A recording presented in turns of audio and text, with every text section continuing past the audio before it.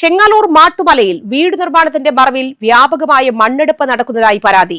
അധികൃതരുടെ അനുമതി ദുരുപയോഗം ചെയ്ത് മലഞ്ചെരുവിൽ വൻ ഇടുക്കുകൾ രൂപപ്പെടുത്തിയത് പ്രദേശത്തെ വീടുകളെയും കൃഷിയിടങ്ങളെയും അപകടത്തിലാക്കിയിരിക്കുകയാണ്. കേരള ശാസ്ത്ര സാഹിത്യ പരിഷത്ത് പ്രവർത്തകർ പറഞ്ഞു.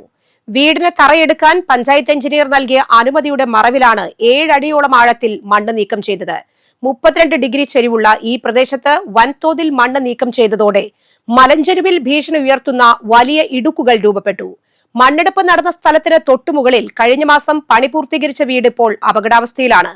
തങ്ങളുടെ പുരയിടം ഇടിഞ്ഞുപോകാൻ സാധ്യതയുണ്ടെന്ന് ചൂണ്ടിക്കാട്ടി വീട്ടുടമസ്ഥർ മുഖ്യമന്ത്രിക്ക് പരാതി നൽകി. 2018 പ്രളയകാലത്ത് മലയിടിച്ചിൽ റിപ്പോർട്ട് ചെയ്ത പ്രദേശമാണിത്. മഴവെള്ളം വൻതോതിൽ സംഭരിക്കുന്ന ചുവന്ന മണ്ണ് റബ്ബർ തോട്ടങ്ങളിൽ തടമെടുക്കുന്നത് പോലും അപകടകരമെന്ന് പഠന റിപ്പോർട്ട്.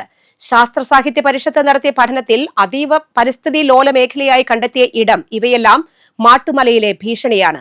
ഈ സാഹചര്യത്തിലും വൻതോതിൽ മണ്ണ് കടത്തുന്നത് അതിവർഷത്തിൽ ഉരുൾപൊട്ടലിനും വ്യാപക മലയിടിച്ചിലിനും കാരണമാകുമെന്ന് പരിസ്ഥിതി പ്രവർത്തകർ മുന്നറിയിപ്പ് നൽകുന്നു.